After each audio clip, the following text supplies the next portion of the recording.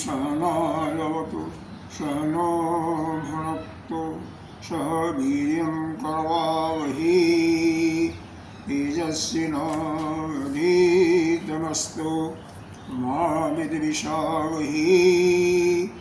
ओम शांति शांति शांति।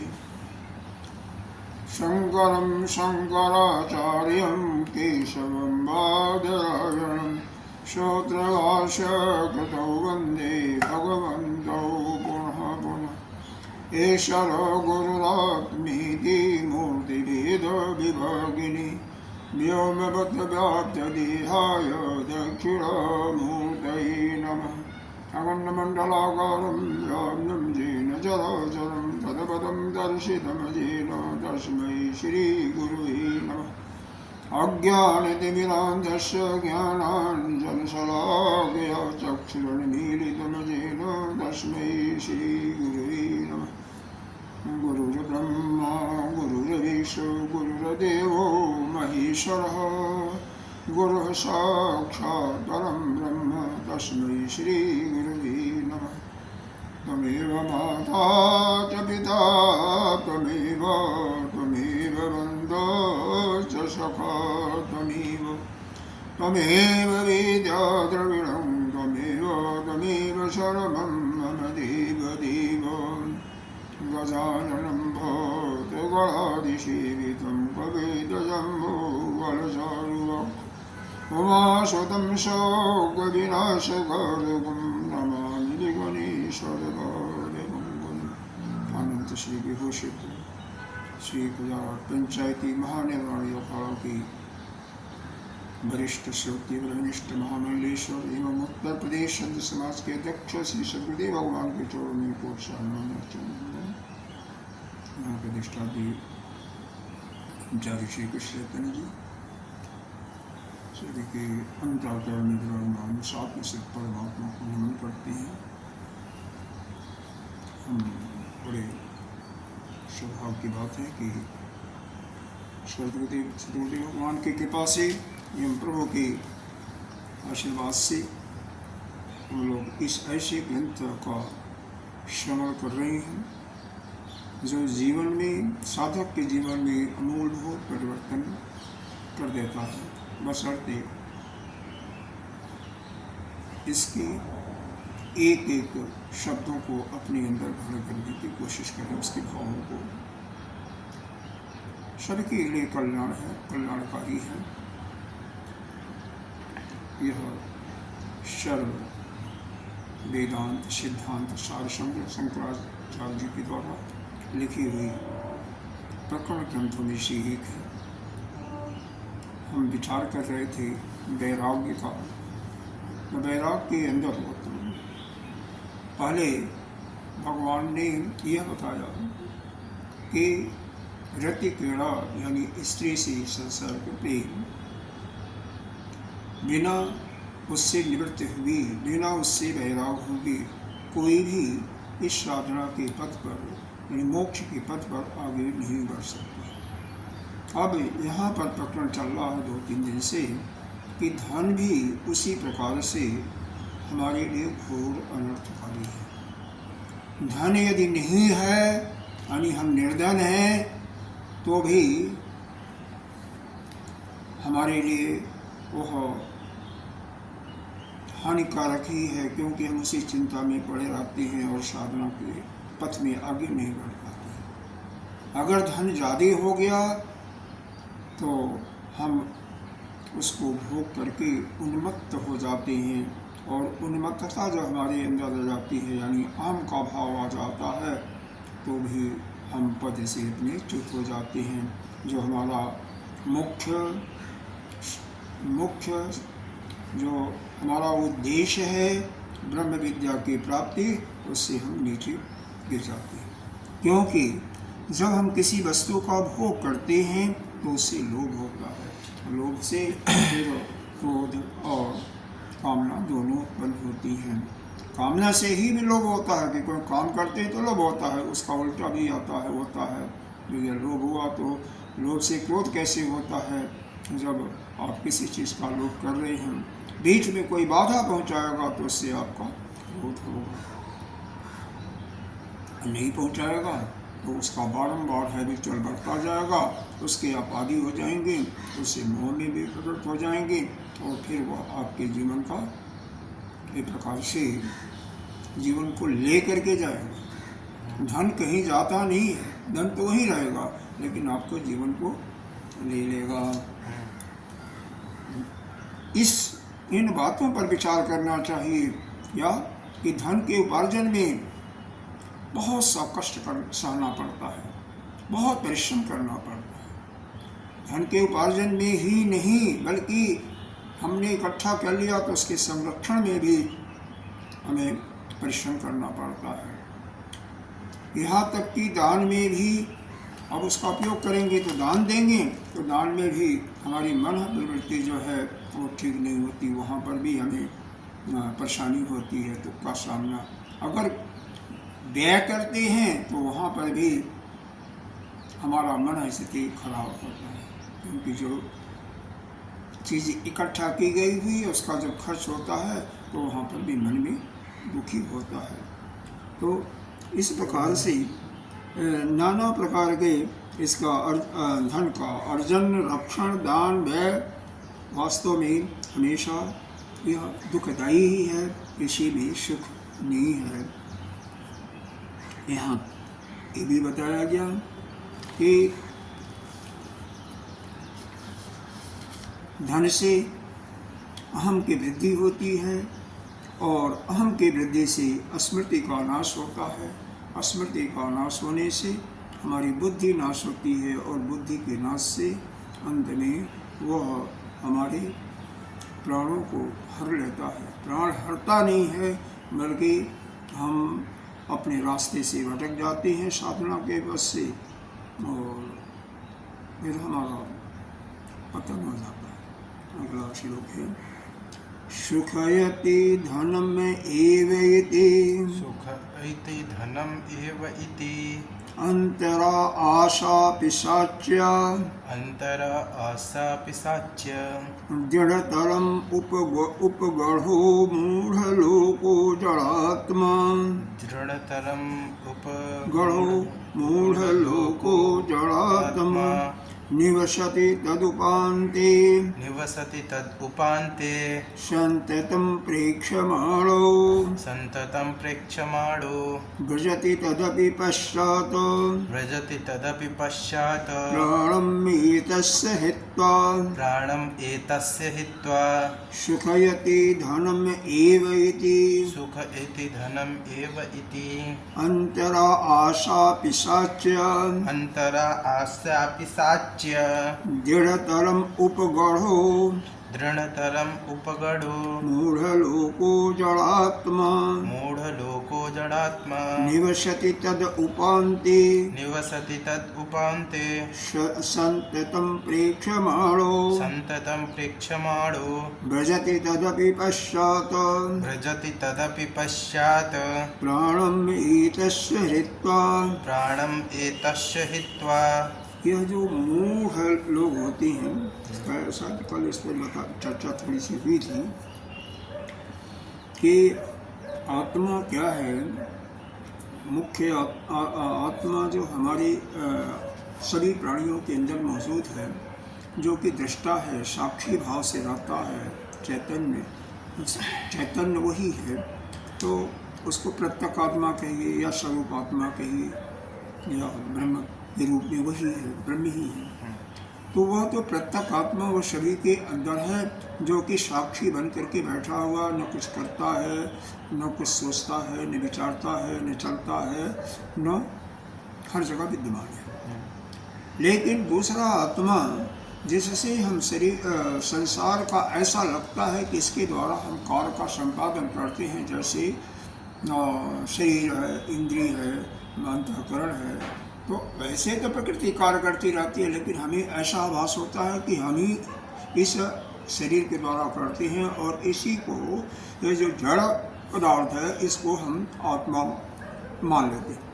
है अनात्मा, लेकिन अनात्मा में आत्मा का हम भाव बना लेते हैं। इस वास्तव में इसको संत लोग संज्ञा देते हैं मिथ्या आत्मा, क्योंकि मिथ्या आत्मा, मिथ्या, क्योंकि अगर देखा जाए तो 99% लोग इसी को आत्मा मानते हैं। जितने भी राक्षस प्रवृत्ति का मतलब जो भी जीने की ज़्यादा इच्छा करता है, हम और जिए, स्वस्थ रहें, वही राक्षस है। और इस संसार में किसी को मरने की इच्छा नहीं होती है, कम मरना, बहुत कम लोग चाहते हैं कि चलो महाराज जी हमारा मन नहीं होता जीने का। आप महात्मा है, मतलब ये भी नहीं कि महात्मा वैसे भी महात्मा हैं भी, ऐसी कोई बात नहीं है, उसमें कोई अतिशयोक्ति नहीं। मेरा ये भी नहीं कि शरीर छूट जाए, ये भी नहीं कि जिए। देखो अब पूरे भारत में ही लें तो 1,40,00,000 की जनसंख्या है ना। आप पूरा अगर महात्मा लोगे, जितने भी इस रास्ते पर हैं, कितने होंगे? 10,000 होंगे, 15,000 होंगे, 20,000 होंगे, इससे ज़्यादा तो होंगे ना। कितने परसेंटेज हुए? 1% भी नहीं हुए ना। और ठीक है, उसमें से और उसका 10वां भाग या 20वां भाग या 100वां भाग वो ज्ञानी बन जाते हैं, तो जो बाकी हैं वो भी धीरे धीरे रास्ते पर तो चल ही रहे हैं ना। बाकी से अब समझो कि 1,39,00,000 समथिंग से, अरे 1,39,00,000 समथिंग से कितने हम लोग ऊपर हैं ना। है तो सही, ऐसी बात नहीं है। जो मेरे घर का तो त्याग कर दिया ना, घर से तो कोई लगाव नहीं है, यहाँ तक कि संबंधियों से भी कोई खास प्रयोजन उसका नहीं रह जाता है जो इस रास्ते पर चला आता है। तो बहुत कुछ आगे तो है।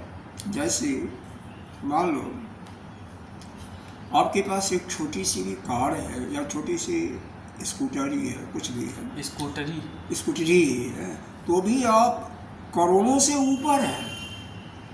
कितने लोगों के पास कार होगा? उनके पास तो ये भी 5%, 7% लोगों के पास, कोई ज़्यादा नहीं है। तो आप बहुत अच्छे श्रेणी में पहले से आगे हैं। पूर्व जन्मों की तपस्या का फल है कि आप बचपन से ही इस मार्ग पर आ गए हैं। तो खैर, अब यहाँ पर देखिए, ये जो मूढ़ लोग हैं, ये जो जड़ात्मा हैं, और तीसरा है गौड़ात्मा भी मानते हैं। गौड़ात्मा पुत्र को इत्यादि को लेते हैं गौड़ात्मा, क्योंकि वही पिंडदान इत्यादि करता है, तो उसको हम कहीं कहीं गौड़ात्मा की भी संज्ञा देते हैं। तो यह जो जड़ात्मा है, जो इस शरीर को ही अपना आत्मा मानते हैं, अनात्मा को ही आत्मा मानते हैं, वह लोग क्या कहते हैं? उन लोगों के हिसाब से धन जो है सुख को प्रदान करने वाला है। सुखयति धनम एव इति, किसके लिए? जो जड़ात्मा मानते हैं वह मूढ़ लोग। लोक माने शरीर, यहाँ पर शरीर है। लोक माने यहाँ पर यह जीव रहता है और अपने कर्मों का भोग करता है, जैसे मृत्यु लोक, अमलोक, अंतरिक्ष इत्यादि। लेकिन लोक का दूसरा अर्थ है कि जीवात्मा शरीर में रहता है, इसलिए इसको भी मान लेते हैं। तो यह शरीर में रहने वाला, ऐसे इस शरीर में रहने वाला जो मूढ़ है, जो मूर्ख हैं, दुष्ट हैं, और इसी को अपना अनात्मा मान बैठे हैं, ऐसे लोग सुखयति धनम एवति, धन ही सुख को देने वाला है, उनका ऐसा मानना होता है कि धन से ही सुख मिलता है और किसी से नहीं। अच्छे लोग कभी नहीं मानेंगे धन से। आशा पिशाच, और इस प्रकार से अपने अंतःकरण में जो इसको बैठा लेते हैं धन की आशा से, यह आशा की जो पिशाच है, भूत है, पिशाची कहिए, दृढ़ तरम उपगढ़ो, उनके हृदय में इतनी दृढ़ता से वह चिपक जाता है कि निवसति तदुपान्ते, उनके समीप ही वो हमेशा धन के समीप। अरे कईयों को देखा होगा, हमने तो देखा है, पैसा है, मान लो उनके पास 4,000 है, 2,000 है, 10,000 है, 5,000 है, कोई पैसा आ गया, खर्च हुआ, तो नित्य प्रति मैं देखता हूँ कि काउंटिंग करते हैं, काउंटिंग करके फिर रख देंगे। अरे क्या हुआ भाई, जो है सो है, हैं?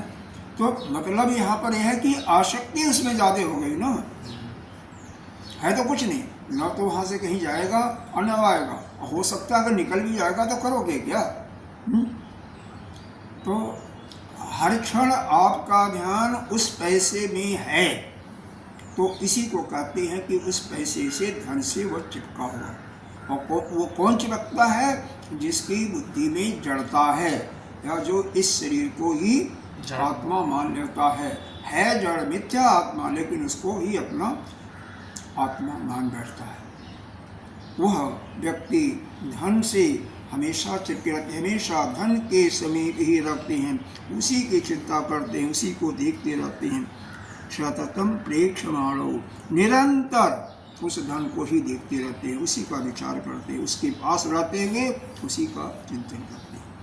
यह ज्ञान आप किसी चीज़ को देख लो, व्यवहार में देख लो, जो जिससे जितने करीब होता है, चाहे वह उसका पुत्र हो, परिवार हो, मित्र हो, उसी का चिंतन करेगा, उसी से बात करना चाहेगा, बारंबार नित्य प्रति उसके बारे में सोचेगा।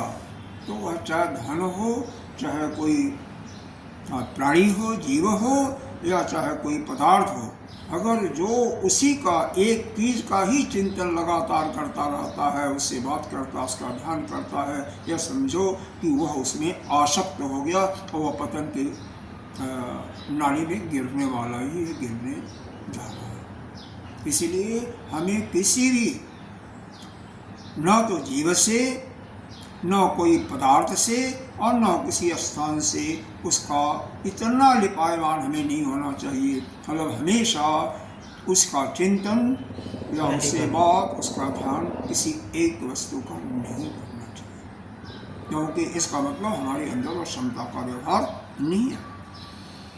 ब्रजति तदपि पश्चात् प्राणमेत सत्व। और ऐसे जो पुरुष हैं, कौन पुरुष? वह दुष्ट लोग, मूढ़ लोग, जिनकी बुद्धि जो है मूर्खता को प्राप्त हो गई है, और इस अनात्मा को यानी शरीर और अंतःकरण को ही अपना आत्मा मान बैठे हैं, जो धन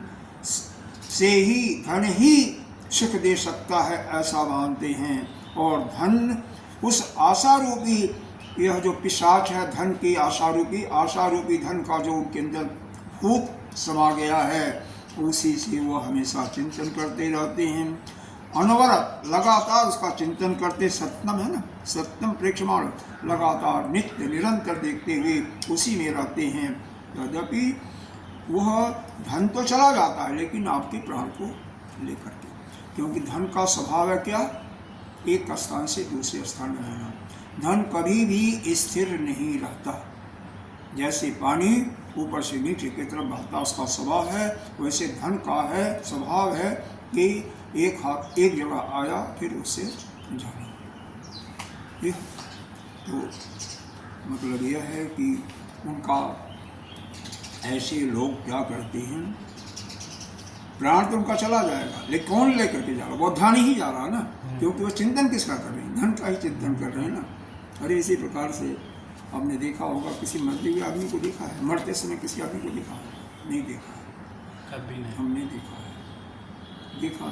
अपने माता पिता को तो नहीं देखा, क्योंकि हम कहीं बाहर थे, मरने के बाद गए थे, लेकिन कईयों को देखा है, दूसरों को, उनकी सुना भी है। सुना तो आपने भी होगा, गुरुदेव ने कई बार बताया, सुने तो है, कि उनका ध्यान जो जहाँ पर उनका राग है, अरे दुख में भी उस चीज़ का चिंतन करते हैं, मरते समय भी करते हैं, और सुख अवस्था में तो वो करते रहते हैं। चाहे धन का है, चाहे पुत्र है, पुत्री है, पति है, पत्नी है, या कोई भी पर्टिकुलर स्थान है, जैसे नैनीताल। अब तो नैनीताल का उतना स्थान नहीं है, कहीं कोई फूल बाग है, यहाँ का वो चिंतन करते हैं कितना सुंदर स्थान है। हर सुबह उसी का एक दूसरे से बात करेंगे, उसी की बात करेंगे, कोई कढ़ाई की बात नहीं करेगा। फिर भगवान कितने सुंदर तो कुछ है नहीं ना, भगवान की सुंदरता का वर्णन करो ना। श्रीमद् भागवत में बहुत यहाँ तक कि वर्षा के ऋतु में वृंदावन की शोभा का इतना सुंदर वर्णन किया गया है जिसका कोई लिमिट ही नहीं है। ओम ओम श्री कृष्ण गोविंद हरे मुरारी हे नाथ नारायण वासुदेव श्री कृष्ण गोविंद हरे मुरारी हे नाथ नारायण। आज तो शाम करने दो, कल से बोल देना। आज तो कर लो, हाँ आज तो कर लो। श्री कृष्ण गोविंद हरे मुरारी हे नाथ नारायण वासुदेव। वो गुरुदेव का कमरा भी खुला हुआ है, चाबी लगा दिया है, खोल देना। डस्टबिन देख लेना, करने लगा। तो यह चल रहा है। तो मतलब यह है कि जो मूढ़ लोग हैं, दुष्ट लोग हैं, जो कि इस शरीर और अंतःकरण को ही आत्मा मान बैठे हैं, उनका मानना यह है कि केवल धन से ही सुख की प्राप्ति होती है। यानी जीवन में धन सुख को देने वाला है और वह धन का नित्य निरंतर लगातार चिंतन करते रहते हैं। उसी के समीप रहते हुए जैसे वह आशा रूप धन जो है, वह आशा रूपी उस आशा रूपी जो धन है उसका पिशाच, उसका भूत उनके अंदर बैठ जाता है और उसी के बारे में उनका चिंतन होता है, ध्यान होता है और अंत में वह धन उनके प्राणों को लेकर के चला जाता है। प्राणों को लेने का मतलब उनको पतन में गिरा करके उस रास्ते से, साधना के बस से चित करके गिरा देता है। अगला श्लोक देखें। संपन्नो अंधवदेव किंचित् संपन्नो अंधविदेह किंचित् अपरं नो वीक्षते चक्षुषा अपरो नो विच्छते चक्षुषा सदभिवर्जितमार्गो इव सद्विवर्जितमार्गे इव चरति प्रोत्साहितो बालिशः चरति प्रोत्साहित बालिशः तस्मिन्नेव मुहुस्खलनं तस्मिन्नो मुहुस्खलनो प्रतिपदं गत्वा अन्धकूपे पतते। प्रतिपदं गत्वा अन्धकूपे भवति। पतति है आगे, आधा तो आगे लिखा हुआ है। अस्य अंधत्व निवर्तक औषधम् अस्य अंधत्व निवर्तक औषधम् औषधम् इदं दारिद्र्यमेवाञ्जनम् इदं दारिद्र्यमेवाञ्जनम् सम्पन्नो अन्धवदेव किञ्चित् सम्पन्नो एव वदेव किञ्चित् परं नो वीक्षते चक्षुषा परं नो वीक्षसे चक्षुषा सदभिवर्जितमार्गो एव सद्भिवर्जितमार्गो एव एव चरति प्रोत्साहितो बालिशः प्रोत्साहितवादिशिः तस्मिन् एव मुहुस्खलनं तस्मिन् मुहुस्खलनो प्रतिपदं गत्वा अन्धकूपे पतते। प्रतिपदं गत्वा अन्धकूपे भवति। अस्य अंधत्वनिवर्तक औषधम् अस्य अन्धर्तकं निवर्तकम् औषधि निवर्तकम् औषधि इदं दारिद्र्यमेवाञ्जनम्। इदं दारिद्र्य एवाञ्जनम्। इसमें बताया है जो संपन्न पुरुष है।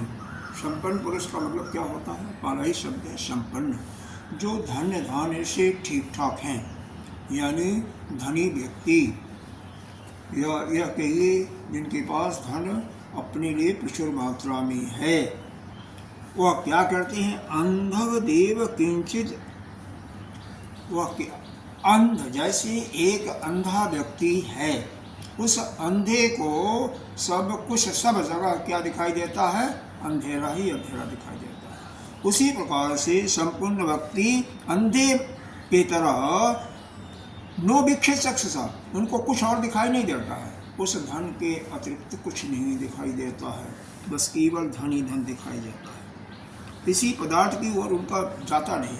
इसी प्रकार से कोई किसी भी व्यक्ति से आसक्त है, किसी भी स्थान से, तो हमेशा उसी की चर्चा करेगा, उसी उसके अतिरिक्त कुछ नहीं उसको दिखाई देगा, बस वही है और कुछ नहीं। और क्या, ये तो हो गया अंधा व्यक्ति को, क्योंकि वो आँख से ज्योति नहीं है, तो सब जगह अंधेरा अंधेरा दिखाई देता है, तो करके चलता है, ये तो देखा होगा।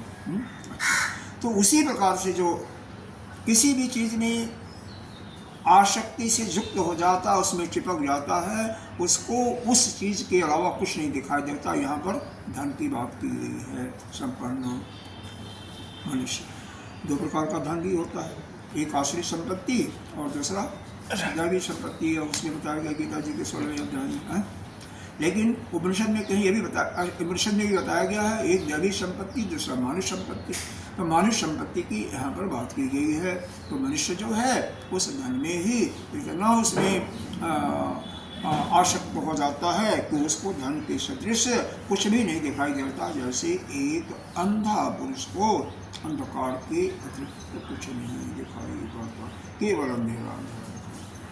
सदभी, और क्या कहा जा, सदभी कहते हैं विद्वानों को, सदभी अच्छे लोग, सत्पुरुष भी। विदित मार्गे एव चरति,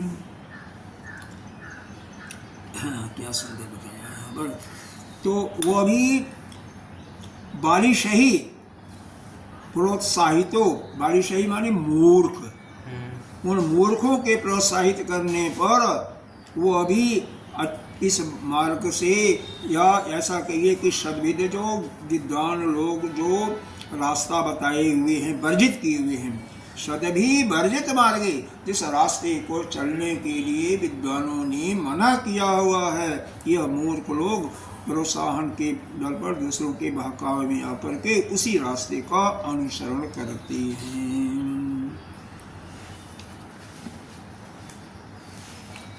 दूसरा इसका अर्थ ये भी निकाल सकते हैं, मूर्खों के बहकावे में आकर के उत्साह के साथ यह अच्छे लोग भी गलत आचरण करने लगते हैं, ऐसा भी कर सकते हैं।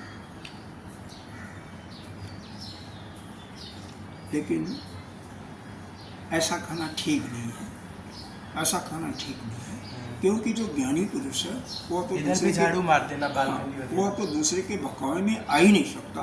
तो ज्ञानी पुरुष, यहाँ पर इसका अर्थ सिर्फ यही समझें कि ज्ञानी यानी विद्वान पुरुष जिस रास्ते को वर्जित किया हुआ है, विद्वान है, संत है या श्रुति है, श्रुति माने जो इस रास्ते का हमेशा निंदा किया हुआ है, जिसकी रास्ते पर चलने के लिए हमेशा मना किया है। कुछ दुष्ट लोग जो हैं, मूर्ख लोग, दूसरों के बहकावे में आकर के, और वो भी ऐसे छोटे मनुष्य भी होते हैं, उन्हीं के बहकावे में आकर के उन्हीं रास्तों को अपना रास्ता बना लेते हैं, उसी रास्ते पर चलते हैं।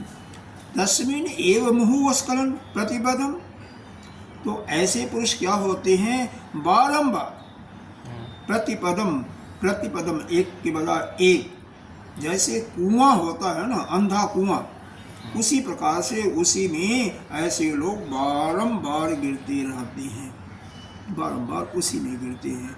मुहु का मतलब बारंबार, तस्मिन् एव मतलब ऐसे लोग, प्रतिपदम बारंबार, गत्ता कहाँ जाते हैं, अंधकूपेन पतति, उस अंधरूपी कूप जो है, कुआं है, उसी में बारंबार गिरते हैं। अंधरूपी क्या है, मतलब यह जो है, जो गलत रास्ता है, जो गलत रास्ता का मतलब वहाँ पर जो शास्त्र के विपरीत जो रास्ता है, और उसका जो बारंबार आचरण करेगा वह क्या होगा, पाप का भागी होगा, और पाप करते करते क्या होगा, इसी संसार में कीड़े मकोड़े इत्यादि बनेगा। तो वही है, बारंबार वह 84 लाख के जुर्म में भ्रमण करता रहता है, करना ही पड़ेगा और कोई चारा नहीं है, तो उसी को कहते हैं बारंबार उनको गिरते हैं और चोट लगती है और उसी अंधकूपे में गिरती हैं। इसका निराकरण क्या है, अस्य अंधत्व निवर्तकोऽसः, अस्य अंधत्व निवर्तक औषधम इदं दारिद्र्यम एव अंजन, जैसे अंजन लगाते हैं नेत्र में औषधि के रूप में, वैसे ही अंजन के समान इस कुएं में गिरने का औषधि जो है दरिद्रता, यानी उनके धन को, जो धन बढ़ा हुआ है और वह धन समाप्त हो जाए, वह निर्धन हो जाए, तभी जाकर के उस अंधकूप में गिरने से बचते हैं। मतलब क्या हुआ? मतलब यह हुआ कि धन की अधिकता से जो संपन्न व्यक्ति हो जाता है, वह संपन्न व्यक्ति अंधों की तरह व्यवहार करता है। जैसे अंधे को अंधकार हर जगह नजर आती है, वैसे संपन्न व्यक्ति को हर जगह धनी धन दिखाई पड़ता है। और वह व्यक्ति, वह पुरुष, वह साधक जो विद्वान या श्रुति ने बताया हुआ है, वर्जित किया हुआ जिस रास्ते को, उसी रास्ते पर मूर्खों के द्वारा बकाए जाने पर उसी रास्ते का अनुसरण करते हैं और बारंबार वह इस संसार रूपी अंधकूप में गिरते हैं, बारंबार वह जन्म लेते हैं और मरते हैं। उनको औषधि के रूप में या किस प्रकार से इस संसार से मुक्त हो सकें, तो उसके लिए पहली औषधि है, जैसे आँख में कोई खराबी आ जाती है तो अंजन लगाते हैं, यहाँ पर आँखों बचपन में लगाया जाता था, माताएं लगा देती। तो अंजन के रूप में, अंजन क्या है, कोई परमानेंट दवाई नहीं है, लेकिन थोड़ी सी दवाई है। उसी प्रकार से उनका यह है कि उनका वह निर्धन हो जाए, तो निर्धनता ही उनकी औषधि है, वह अंजन के समान है। इसका मतलब धन का ज़्यादा धन होना वह क्या है? ज़्यादा धन होना पतन का कारण नहीं है। धन में अगर बुद्धि खराब हो जाए तो पतन का कारण। ऐसा है, यह जनरल है, वो एक्सेप्शनल केसेस होते हैं। एक्सेप्शन की बात अभी नहीं की जा रही है, अपवाद होते हैं, उसी को अपवाद करते हैं। जितने भी धनी हैं, परसेंटेज लगा लो, कितने सदमार्ग पर चलते हैं। हाँ, ये तो बात 1%, 2%, 1% ज़्यादा नहीं होती है ना। तो यह सामान्यतः, और यहाँ पर क्या है, हम उसकी बात भी नहीं कर रहे हैं। जो श्लोक है, उस श्लोक के अर्थ का जो श्लोक में लिखा हुआ है, बस उसकी चर्चा कर रहे हैं। क्या होता है क्या नहीं होता है वो बात अलग है। इस शब्दों को ध्यान दो। मुँह माने बारंबार होता है, बारंबार उसी में गिरते हैं। और क्या है? प्रतिपदम, बारंबार। मुँह का अर्थ इसमें क्या दिया हुआ है? मुँह, हाँ, बारंबार ही होता है, बारंबार होता है। मुँह का अर्थ बारंबार होता है, हाँ। और प्रतिपदम का हर एक पग पर, मतलब देखो, हर एक पग पर बारंबार गिरता है। मतलब चूँकि वह गलत रास्ता जो पकड़ लेता है, मान लो आप जा रहे हो यहाँ से बनारस, और रास्ता आपने भटक गए और गलत रास्ता पकड़ लिया। जो रास्ता निर्धारित है, उस रास्ते से भटक करके जा रहे हो, अलग रास्ते पर जा रहे हो, और रात का अंधेरा है, तो जगह जगह आपका मन विचलित होगा, और मन के विचलन होने से आप गिरते जाओगे। तो यही है, प्रति पग पग पर आपको ठोकरें लगेंगी। ऐसे होता नहीं है, ऊंचा ऊंचा रास्ता होगा तो पैर में ठोकर लग जाता है, फिर गिरोगे। उसी चीज़ को यहाँ पर बताया गया है कि ऐसे व्यक्ति जो है पग पग पर बारंबार गिरते रहते हैं, और उनका औषधि के रूप में अंजन जिस प्रकार से नेत्रों पर लगा करके थोड़ा सा उसको सुखदायी होता है, यानी आंखें कुछ हद तक थोड़ा सा उनको लाभ मिलता है, उसी प्रकार से तत्काल ले गई है कि उनका यह निर्धनता ही उनकी एक औषधि है। यानी उनका धन किसी तरह से गायब हो जाए, कम हो जाए, तो अला नुकसान होना। कई लोग ऐसे सुधरते भी हैं, देखे ही हैं। कुदरत की बात है, भगवान की बात है कि उनको बिजनेस में इतना घाटा लग गया कि वह उनको भोजन के भी लाले पड़ गए, लेकिन साथ में उनको प्रभु का प्रसाद क्या मिलता है, उस निर्भरता के बल पर वह अपना पूरा समय परमात्मा में लगाना शुरू कर देते हैं, भजन भक्ति भाव में, क्योंकि वह मान लेते हैं कि अब परमात्मा के सिवा और कोई नहीं है। उसमें भी सभी लोग को नहीं मानते हैं, कुछ मानते हैं। अगले श्लोक में यह बताया जा रहा है, लोभ के कारण जो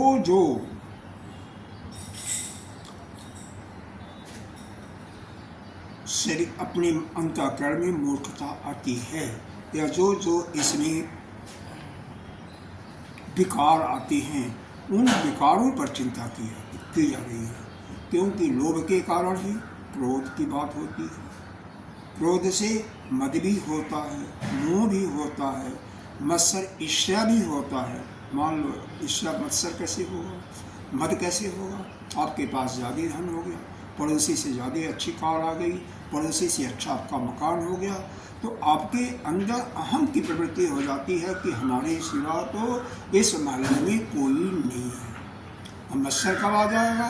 आपसे आपका पड़ोसी आगे बढ़ गया, उसके पास अच्छी गाड़ी हो गई, उसका अच्छा मकान बन गया, तो आपको डाह होने लगा कि यह तो ईर्ष्या होने लगी, यह तो हमसे बहुत आगे बढ़ गया। तो मद और मत्सर, जब हम किसी की तुलना करते हैं, किसी को देखते हैं, और प्रायः अपने जो नज़दीक होते हैं उन्हीं से मद हो भी होता है और उन्हीं से ईर्ष्या होती है। दूसरों को जानने नहीं कोई जाता है। जहाँ आप रह रहे हैं वहाँ के अतिरिक्त अगर दूसरी कॉलोनी में कोई बहुत धनी और निश्चित रूप से होते हैं, इस पूरे मामले में देखा जाए, पूरे भारतवर्ष में देखा जाए तो बड़े के अरबपति खरबपति लोग हैं, हाँ। लेकिन ईर्ष्या मनुष्य के किसकी होगी? जो आस पास के लोग, उसी से ईर्ष्या भी होगी और उसी से मद भी होगा, दूसरे से नहीं होता। दूसरे का कंपेरिजन नहीं करने जाएगा। तो यहाँ पर ही बताया, लोभ क्रोधस्य दम्भस्य मदो मत्सर एव च वर्धते वित्त संप्राप्य कथं तच्चित् शोधनम् लोभ क्रोधस्य दम्भस्य मदो मत्सर एव च वर्धते वित्त संप्राप्य कथं तच्चित् शोधनम्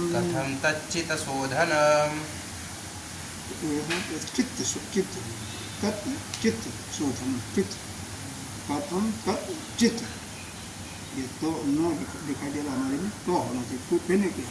पेन है तुम्हारे पास? पेन ये हमारा ये है। अच्छा नहीं, तो चित्त होना चाहिए। तुम्हारे में क्या लिखा हुआ? देखो तुम्हारे में क्या लिखा हुआ? चित्त लिखा हुआ, चिन्ह लिखा हुआ? ये चित्त होना चाहिए। लोभा क्रोधस्य दम्भस्य मदो मत्सर एव च वर्धते वित्त संप्राप्य कथम तच्चित् होना चाहिए। कहाँ ता ही है, कथम तच्चित् शोधनम, चित्त ही होगा, तन नहीं होगा। तो वह असल में चिन्ह न पढ़ा जा रहा हमारे में, तो न नहीं होगा, वह चित्त ही होगा। क्योंकि चा में भी आधिता है और ता में भी आधिता है। हाँ, तो शोधन का है, चित्त के शोधन की बात यहाँ पर कही जा रही है। तो कई जगह शब्दों का मिस्टेक क्या है, या फोटोकॉपी का मिस्टेक होगा। इसमें स्पष्ट है, वो फोटोकॉपी है तो स्पष्ट नहीं दिखता होगा। तो लोभ क्रोध दम्भ मद मत्सर, यहाँ पर यह बताया जा रहा है, जो जिसके अंदर लोभ आ जाता है तो लोभ से ही क्रोध होता है, क्योंकि उस धन के सुरक्षा में कोई बाधा डालता है, उसका कोई चोरी करेगा, डाका डालेगा, तो वहाँ से उसको क्रोध आएगा। दम्भ धन से भी बताया गया कि मद भी होता है, दिखावा भी, दम्भ बने दिखावटी बना, लोगों को दिखाते भी हैं कि मैं बहुत यह हूँ, की बातें हैं। मद होता है और उसी से मत्सर यानी डाह ईर्ष्या भी होती है। वर्धते वित्त संप्राप्य, तो यह जो धन की वृद्धि होना, कथम तच्चित् शोधन, तो धन की वृद्धि होने से चित्त का शोधन कभी नहीं हो सकता है। कल 10 बजे आना। कोई चाहे कि यह धन हमारे पास बढ़ जा रहा है, तो इससे धन की अंतःकरण शुद्ध हो जाएगा, तो यह कभी संभव नहीं। यानी चित्त का शोधन, चित्त के अंदर कोई विकार न आवे, तो वह धन का इसका मतलब विपरीत अनुपाती है, उसके अनुपात में नहीं है। वह धन बढ़ेगा तो यह चित्त उसका शोधन नहीं होगा, मतलब चित्त उसके धन के प्रभाव से, धन की अधिकता से चित्त के अंदर जो है शुद्धता नहीं आती, बल्कि और जो है वह चित्त जो है मलिन ही होता है। इसीलिए इसके पिछले श्लोक में बताया गया ना कि जैसे आँखों में कोई खराबी आती है तो उसका जैसे प्राइमरी उपचार है अंजन लगा देना, उसी प्रकार से प्राइमरी उपचार जो है, प्राथमिक उपचार, प्राथमिक चिकित्सा उसका यही है कि वह धन के लोभ में जब पागल हो जाता है, उसी में पक पक ठोकरे खाता रहता है, तो उसका प्राइमरी उपचार यही है कि उसकी निर्धनता, वह निर्धन हो जाए। निर्धन कैसे होगा? या तो धन को दान कर दे, लेकिन दान करने में भी तो उसको कष्ट ही होता है ना, उसका मन तो करता नहीं। गरीबों में बांट दे, बहुत सारे उपाय हैं, कहीं धर्मशाला बनवा दे, कहीं कुआं वो बौड़ी खुदवा दे, बहुत काम है। तो यहाँ पर ये बताया जा रहा है कि लोभ, क्रोध, दंभ, मत्सर, यह यहाँ पर 5 चीज़ों की वर्णन किया गया। लोभ, क्रोध, दंभ माने दिखावटीपना, मद, मत्सर। और वैसे आपके अंदर क्रोध की बातें आती हैं, अरे यह सब मत्सर जो अंतःकरण में होती हैं, काम, क्रोध, मद, लोभ, मोह, मद, मत्सर। तो वहाँ पर 2 चीज़ें और बढ़ जाती हैं, एक मोह और एक क्रोध, मतलब यह 7 चीज़ें होता है, और यह हमारे सारे शत्रु हैं। तो यह धन के बढ़ने से यह सारे लोग, लोभ, क्रोध, ये सब बढ़ते हैं। तो जब यह किसी के अंदर जब यह बढ़ेगा, क्रोध बढ़ेगा, मोह बढ़ेगा, लोभ बढ़ेगा, तो उसका चित्त का शुद्ध कभी रह ही नहीं सकता, अंतःकरण उसका शुद्ध नहीं रह सकता। तो यह कहा यहाँ पर कहने का अभिप्राय यह है कि चित्त के अंदर अंतःकरण से जब किसी भी साधक के अंदर से काम, क्रोध, लोभ, मद, मोह, मत्सर बिल्कुल समाप्त हो जाता है, यह समाप्त हो जाता है, तब जाकर के उसका चित्त का शोधन होता है, यानी चित्त उसका शुद्ध होता है, यानी उसके अंतःकरण बिल्कुल स्वच्छ, निर्मल, गंगा जल जैसे हो जाता है। यह बात समझ में आ रही है? बिल्कुल। जहाँ भी काम है, कामना है, क्रोध है, मद है, लोभ है, मोह है, किसी से डाह है, वहाँ पर उसका चित्त मलिन ही रहेगा। तो चित्त के स्वच्छता का, यानी अंतःकरण के शुद्धि का यह क्या उपाय है कि अपने अंतःकरण को, यह जो शत्रु हैं आपके काम, क्रोध, मद, लोभ, मोह, इनको निकाल के भगा दो, इनसे अपने को अलग करो। और यह कहाँ से पैदा होती हैं? धन से, वित्त से पैदा होती है। अल्लाह के इस पर ज़्यादा अगर विचार किया जाए तो पैदा होने का भी और भी कारण है, लेकिन यहाँ पर विशेष करके धन से ही बताया गया। अगले श्लोक को देखें। अलाभात द्विगुणं दुःखम्। 1 मिनट। 70 नंबर, 80 नंबर होगा।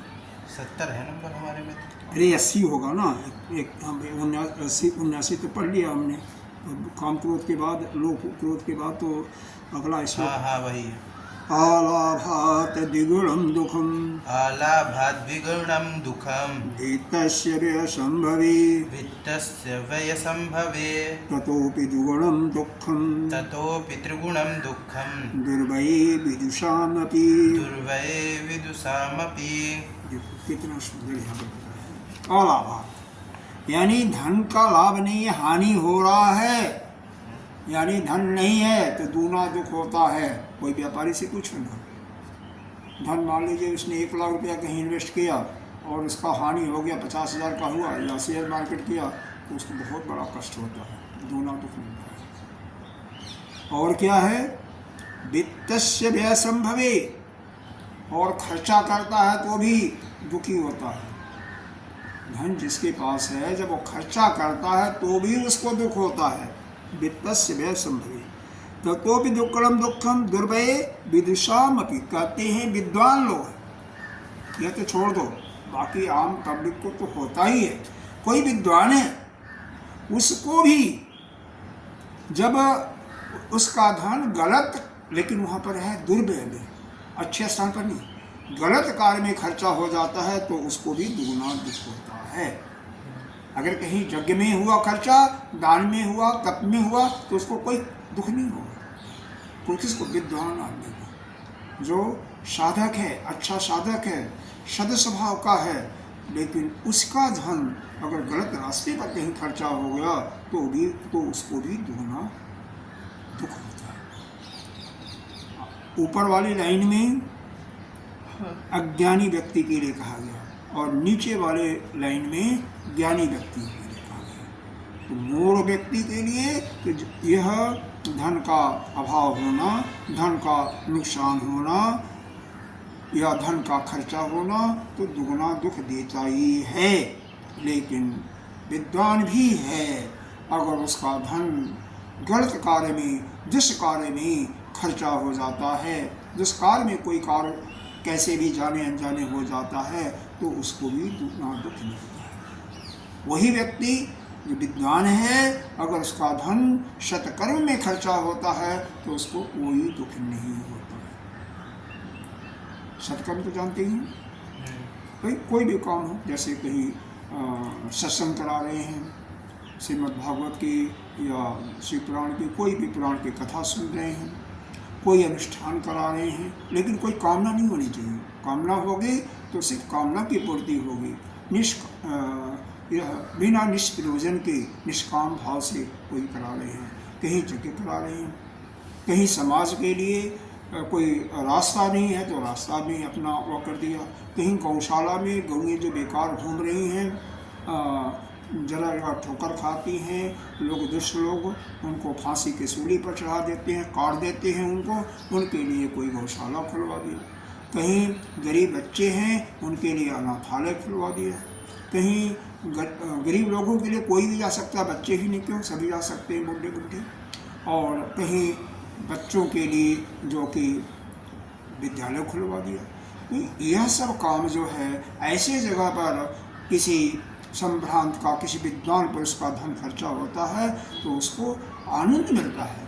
लेकिन कहीं भूल करके यदि गलत कार्य में खर्चा हो जाता है तो उसको बहुत बड़ा दुख, यानी दूना दुख उसको प्राप्त होता है, उसको भी प्राप्त होता है। ठीक है, समझ में आ रहा? आगे चले, ये कुछ लोग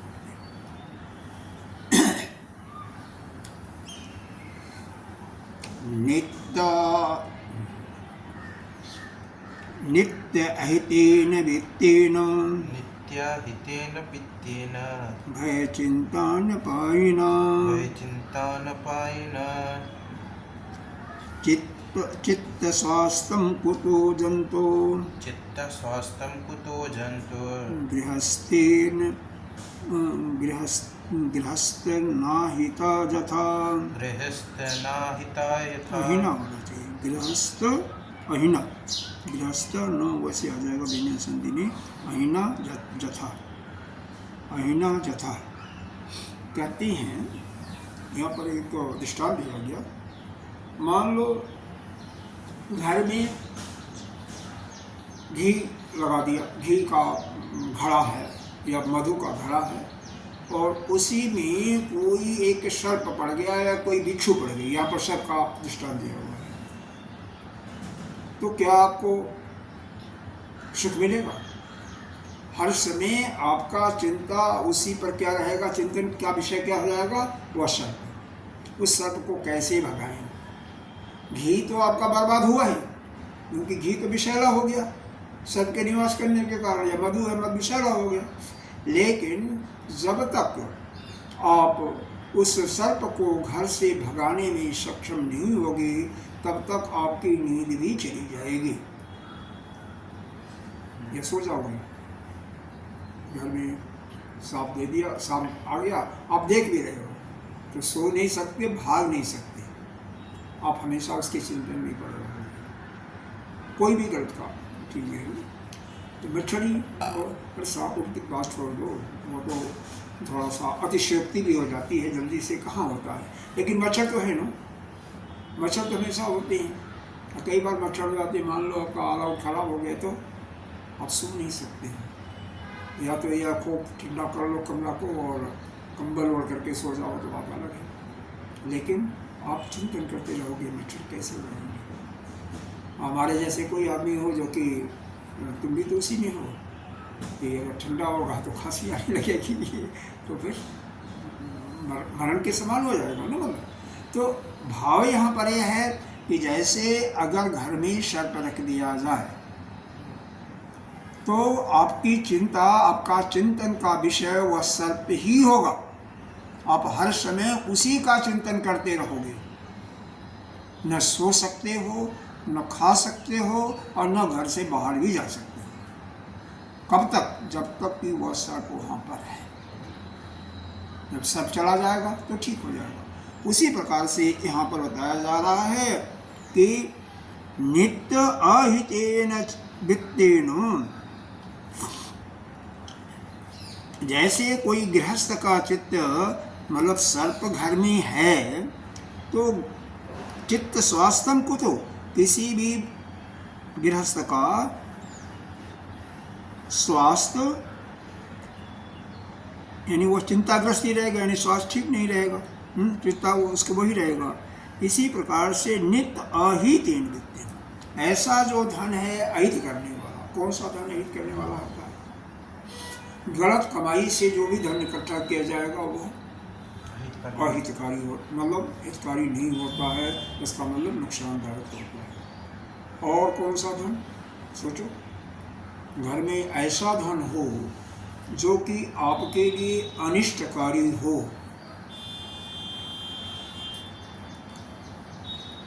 बोलो। और कैसा? बस यही तो है, छल से कमाया हुआ धन। नहीं, ये तो प्राइमरी हो गया ना, और भी हो सकती है। कैसे? मान लो जो स्वास्थ्य के लिए गुणकारी नहीं होता है, आपका स्वास्थ्य हर एक मनुष्य के लिए अलग अलग वस्तुएं स्वास्थ्यकारी होती हैं और अहितकारी होती हैं। मान लो कोई वायु का रोगी है घर में और शुगर का रोगी ही, शुगर के रोग तो जलानी प्राय हर एक घर में है, और वहाँ पर मीठा बहुत बढ़िया बढ़िया चीज़ घर में बना दिया तो वो अभी आपके लिए दुखकारी क्यों होगा? क्योंकि उसका ध्यान, जो शुगर का पेशेंट होता है उसका मीठा खाने पर ध्यान बारंबार जाता है, जबकि जानता है, यानी जिस चीज़ को मना किया जाता है उसी पर उसका मन जाता है, जानता है कि अगर हम इसको खा लेंगे तो शुगर बढ़ेगा, फिर भी बारंबार मना करने पर भी उसका ध्यान उसी पर जाएगा और चोरी से वो खा भी लेगा और फिर उसके लिए अहितकारी भी होगा, उसका स्वास्थ्य ठीक भी नहीं रहेगा। इसीलिए इसी प्रकार से जो गैस को बनाने वाली हैं, जो ये वायु को बनाने वाली हैं, जिनके घुटने में दर्द हैं, जिनके कमर में दर्द हैं, जिनके बाजुओं में दर्द है, जिसके गर्दन में दर्द होता है, मतलब वायु के विकार से वो पीड़ित रहते हैं, उनके लिए उड़द की दाल बनाइए, घुइयाँ की सब्जी बनाइए, ये नुकसान करती है। हाँ, या शिमला मिर्च, कैबेज इत्यादि, जो कि इस वायु को बढ़ाने वाले हैं, तो उनसे कैसे वह सुखी रह सकता है? यानी उस रोग से उसके लिए वह रोग और भी बढ़ते ही जाएंगे। और क्या दूसरा चीज़ है, साधक है और भोजन उसके लिए बहुत बढ़िया चटपटादार मसालेदार बढ़िया बनाओ, तस्मई पूड़ी इत्यादि नाना प्रकार के व्यंजन बनाओ, तो उसकी साधना में वह दुख देने वाले हैं, साधना से उसको च्युत कराने वाले हैं। अगर नित्य प्रति करोगे तो वह साधना से च्युत होगा, क्योंकि वह जो उसके लिए भोजन बनाया जा रहा है वह रजोगुण को और तमोगुण को बढ़ाने वाले हैं, तो उसके अंदर रजोगुणी प्रवृत्ति आएगी तो वह सतोगुण पर नहीं चल पाएगा, तो वह भी उसके लिए क्या हुआ? नुकसानदायक हुआ, अहितकारी हुआ। तो इस प्रकार से इसीलिए यहाँ पर ऐसा वर्णन किया गया, अहितेन वित्तेन भय चिंता न कि ऐसा धन यदि है या ऐसा भोज्य पदार्थ है जो कि नित्य अहित करने वाले हैं, दुख देने वाले हैं, भय चिंता पाइना, उससे साधक जो है हमेशा या जो गृहस्थ है उसी प्रकार से चिंताग्रस्त रहता है जैसे घर में कोई सांप पड़ा हुआ है, सांप है, जिंदा है और वह न सो सकता है न खा सकता है, कुछ नहीं, उसी के चिंतन में लगा रहेगा। तो यहाँ पर हम आज इसको समाप्त करते हैं कि नित्य अहितेन वित्तेन, अहित करने वाला जो धन है और चाहे गलत कमाई से है या आपके लिए अच्छा नहीं है परिवार के लिए, वो हमेशा भय और चिंता उसी प्रकार से देता रहता है जैसे किसी गृहस्थ के घर में कोई सांप आ गया है और वह सांप के डर से उसका न मन ठीक रहेगा न स्वास्थ्य ठीक रहेगा, हमेशा उसी के चिंतन में